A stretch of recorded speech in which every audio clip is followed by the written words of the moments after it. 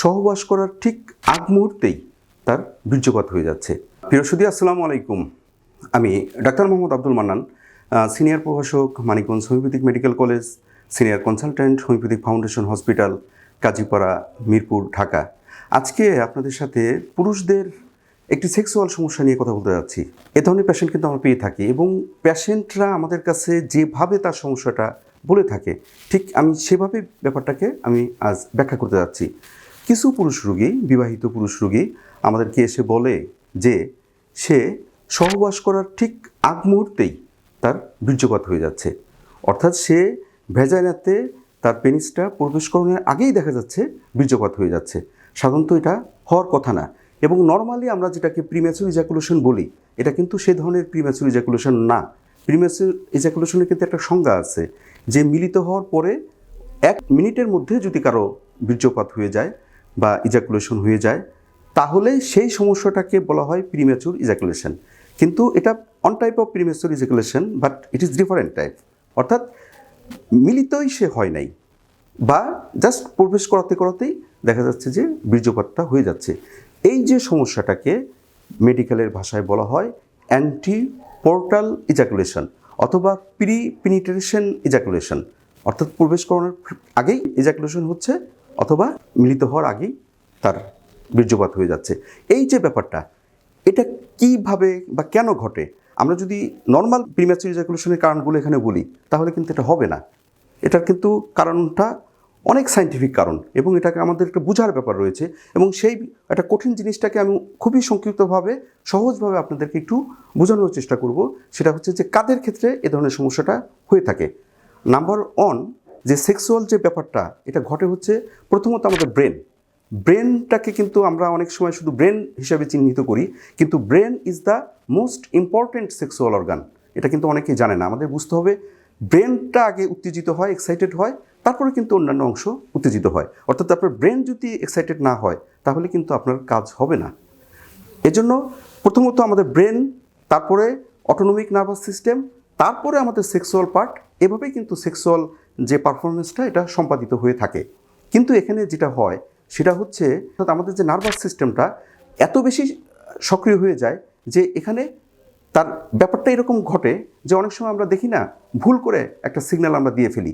অনেক সময় দেখবেন যে সিগন্যালটা হওয়ার কথা না সেই সিগন্যালটা কিন্তু অনেক সময় হয়ে যায়। আপনি এটিএম কার্ডে অনেক সময় টাকা তুলতে যায়, যে বোতামে চাপ দিবেন দেখা যায় ভুল আরেক বোতামে আপনি চাপ দিয়ে ফেলছেন।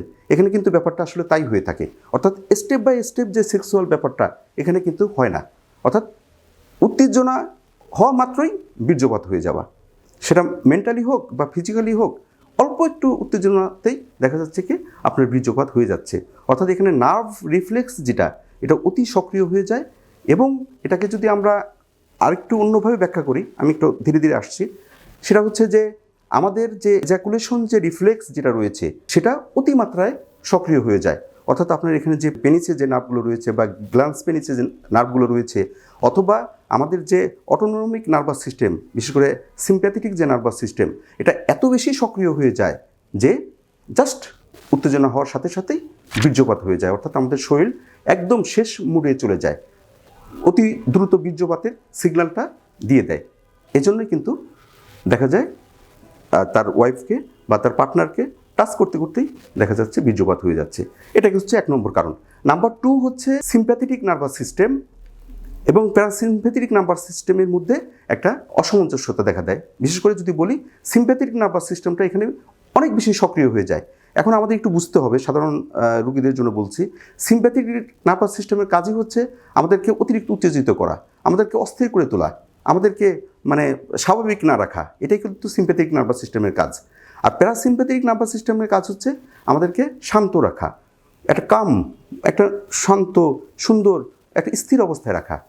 এখন আপনার যদি সিম্প্যাথেটিক নার্ভাস সিস্টেমটা অতিরিক্ত সক্রিয় হয়ে যায় তখন হয় কি আমাদের ভিতরে অতি তাড়াতাড়ি উত্তেজনা চলে আসে, সেটা ফিজিক্যাল উত্তেজনা হোক অথবা মেন্টাল উত্তেজনা হোক, অতি তাড়াতাড়ি চলে আসে এবং সে খুবই দ্রুত বীর্যপাতটা ঘটায় ফেলে। অর্থাৎ সিম্প্যাথেটিক নার্ভাস সিস্টেমটা এখানে যেটা করে, আমরা তো যদি গাড়ির কথা চিন্তা করি, গাড়িতে কিন্তু যেটা অ্যাক্সিলেটর বলে, এটার কাজ হচ্ছে বেগ বাড়ায় দেওয়া। হঠাৎ করে যদি আপনার পা যদি অ্যাক্সিলেটরে পড়ে যায় এবং ব্রেকটা যদি কাজ না করে তাহলে কিন্তু অ্যাক্সিডেন্ট হওয়ার সম্ভাবনা বেশি। এক্ষেত্রে কিন্তু তাই হয়। এখানে সিম্প্যাথেটিক নার্ভাস সিস্টেমটা অ্যাক্সিলারেটর হিসাবে কাজ করে এবং যেটা সিম্প্যাথেটিক নার্ভাস সিস্টেম যেটা আপনার ব্রেক হিসাবে কাজ করার কথা সেটা অকার্যকর হয়ে যায়। এজন্যই কিন্তু এই হঠাৎ করে এই ধরনের বীর্যপাতের ব্যাপারটা ঘটে থাকে।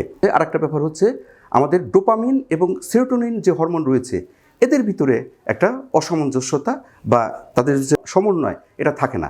ডোপামিনটা কী করে?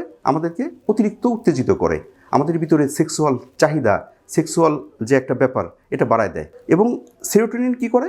আমাদেরকে আস্তে আস্তে আস্তে আস্তে এই যে ইজাকুলেশন বা বীর্যপাত হবে এই ব্যাপারটাকে দীর্ঘায়িত করে।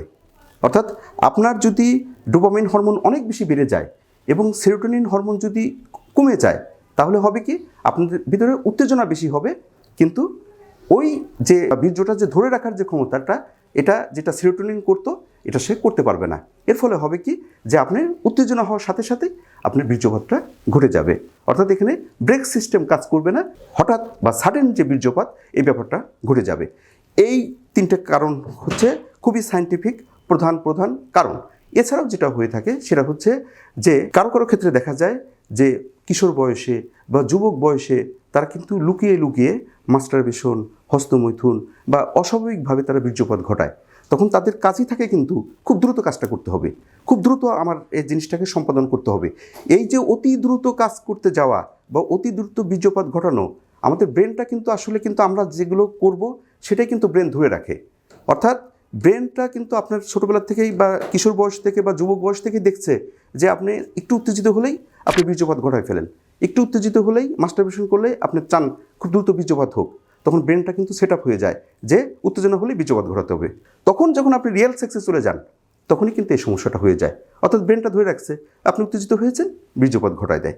এজন্য কিশোর বয়সে বা যুবক বয়সে অতিরিক্ত হস্তমৈথুন বা দ্রুত যে ব্যাপারটা এটা অবশ্যই একটা খারাপ দিক এই ধরনের ব্যাপারে। আরেকটা হচ্ছে যে আমাদের যে প্রোস্টেট গ্ল্যান্ড অথবা সেমিনাল ভেসিকল রয়েছে এরা মূলত এই আমাদের বীর্যটা উৎপাদন করে। এখন এদের ভিতরে যদি কোনো ইনফেকশন থাকে বা এদের যদি কোনো সমস্যা থাকে তাহলে হয় কি এরা কিন্তু ওই বীর্যটা ধরে রাখতে পারে না, সামান্য উত্তেজনাতেই এরা কিন্তু সেই বীর্যটা সিক্রেশন করে ফেলে অথবা অতিরিক্ত সক্রিয় হয়ে যায়।